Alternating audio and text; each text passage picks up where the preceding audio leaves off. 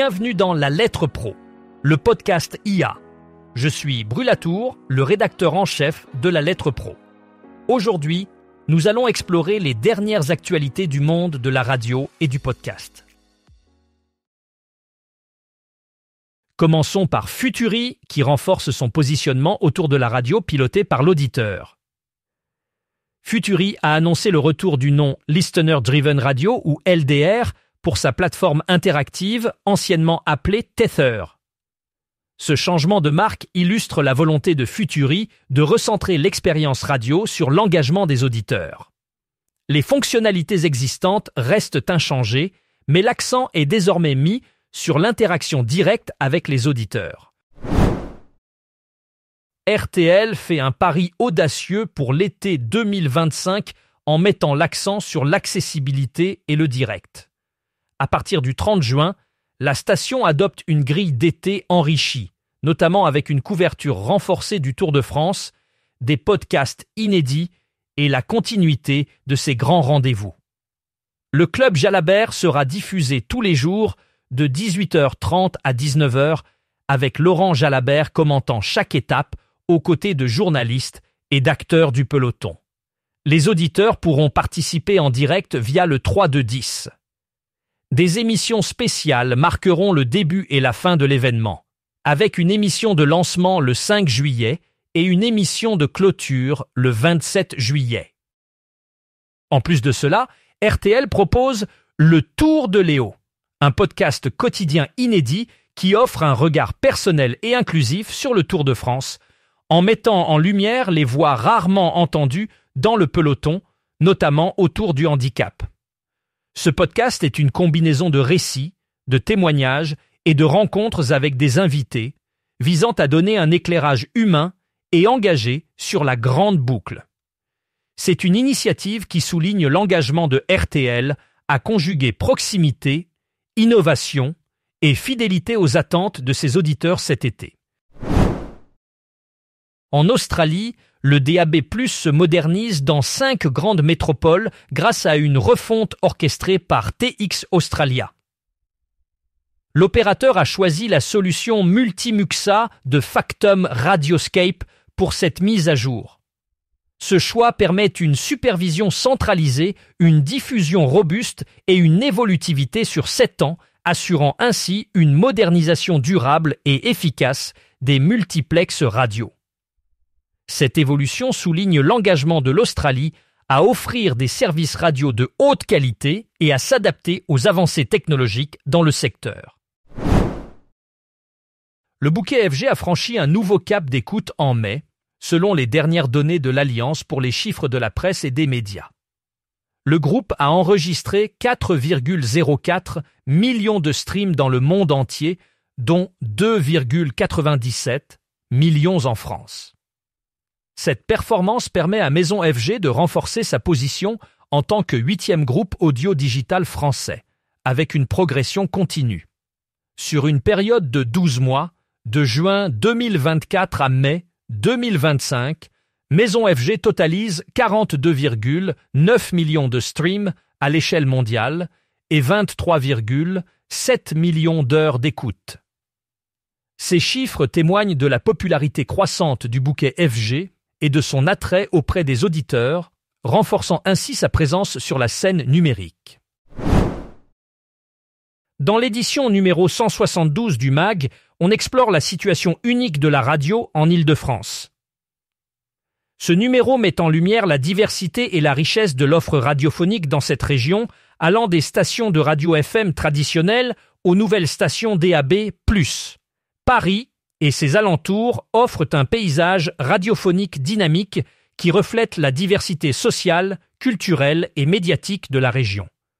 Cette mosaïque vivante de stations de radio permet aux auditeurs de découvrir une variété de contenus allant des informations locales aux débats culturels, en passant par la musique de tout genre. La scène radiophonique en Île-de-France est un exemple frappant de comment la radio continue d'évoluer pour servir un public diversifié tout en s'adaptant aux nouvelles technologies comme le DAB+.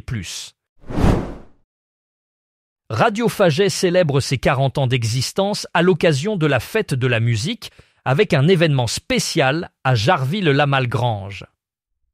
Le 21 juin prochain, la station associative nancéienne proposera une soirée en plein air, retransmise en direct avec une programmation musicale 100% locale et éclectique de 17h30 à 0h30.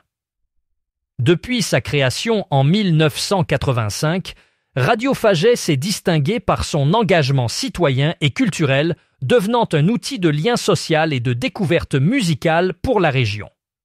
Cet anniversaire est l'occasion pour la radio de réaffirmer ses valeurs de partage et de convivialité. L'événement sera marqué par des interventions de figures emblématiques de la station, passées et présentes.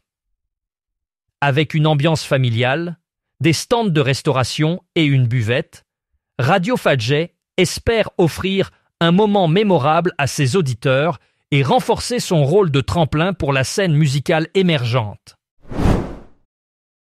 Les recettes publicitaires nettes pour la radio en France en 2025 sont prévues à 714 millions d'euros, selon les dernières prévisions de Magna, une division de IPG Media Brands. Cela représente une baisse de 1,9% par rapport à 2024, une année où la croissance avait été de 0,8%. Ce recul s'explique par un contexte économique incertain qui pousse les annonceurs à réorienter leur budget vers les formats numériques dont l'efficacité est plus facilement mesurable. Cette tendance affecte particulièrement les médias traditionnels linéaires, qui voient leurs revenus publicitaires diminuer face à l'essor des plateformes numériques. Les choix stratégiques des annonceurs, influencés par la nécessité de maximiser le retour sur investissement, se tournent de plus en plus vers des options publicitaires innovantes et intégrées aux technologies modernes. La Nosta Family, bien connue pour son engagement communautaire, se mobilise pour la cause animale en Belgique. Chaque année, Nostalgie organise le concours 100 minutes pour changer le monde, qui met en lumière des associations méritantes. En 2024, le refuge L'Arche de Noé à Mézières a été l'un des lauréats. Isa et Oli de la Nosta Family ont visité le refuge, échangé avec l'équipe et rencontré les animaux, ce qui les a profondément touchés. Pour apporter leur soutien, ils ont lancé une collecte de dons matériels prévue le jeudi 26 juin 2025 à Mézières. Ce refuge accueille une 50aine de chiens et de nombreux chats, souvent abandonnés ou retirés de situations difficiles. Cette initiative coïncide avec la Journée mondiale contre l'abandon des animaux, célébrée le 28 juin 2025. En participant à cet événement, le public peut poser un geste concret pour aider ces animaux, soulignant l'importance de la solidarité envers les refuges. Aux États-Unis, les podcasts financés par la publicité surpassent désormais la radio en termes de rappels publicitaires. Un rapport récent de Sounds Profitable et Signal Hill Insights révèle que les taux de rappel publicitaire des podcasts sont à des niveaux records, dépassant ceux de la radio traditionnelle. Ce succès est attribué à la confiance élevée que les auditeurs accordent aux podcasts, ce qui en fait un média de choix pour les annonceurs. Les podcasts offrent une expérience d'écoute plus personnelle et engageante, ce qui contribue à une meilleure mémorisation des messages publicitaires. Cette tendance montre l'importance croissante des podcasts dans le paysage médiatique et pourrait inciter davantage d'annonceurs à investir dans ce format dynamique.